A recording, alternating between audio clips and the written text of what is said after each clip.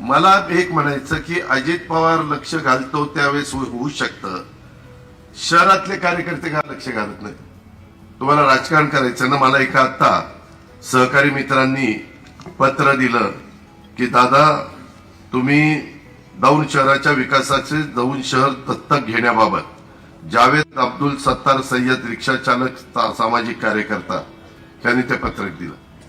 याच्यामध्ये मी लक्ष घातलं तर मी अतिक्रमण काढणार, मी लक्ष घातलं तर मी रस्ते रुंद करणार, मी लक्ष घातलं तर गरीब लोकांना घरं नसतील त्यांना इकॉनॉमी विकसित म्हणजे त्याला ईडब्ल्यूएस म्हणतात त्यांच्याकरता घर बांधणीचा कार्यक्रम पंतप्रधानांनी 3 कोटी घरांचा दिलेला आहे देशात. त्या 3 कोटीपैकी 35 लाख घर आपण आपल्या महाराष्ट्रात आणण्याचा प्रयत्न करतोय आणि त्याच्यातनं चांगली घरं बांधण्याचं आपला सगळ्यांचा उद्देश आहे.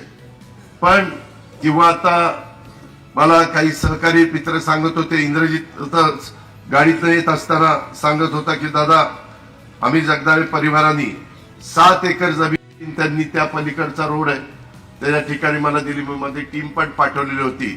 मी आता ह्या टर्मला त्या 7 एकरात अतिशय सुंदर अशा प्रकारची सीबीएसई स्कूल दौंडच्या मुला मुलींच्या करता सीबीएसई स्कूल, कारण मला कारण सांगायला काहीच ठेवलेलं नाहीये किंवा हे तुम्ही नाही केलं म्हणून मी तुम्हाला आता मदत करू शकत नाही, काही कारणच नाहीये.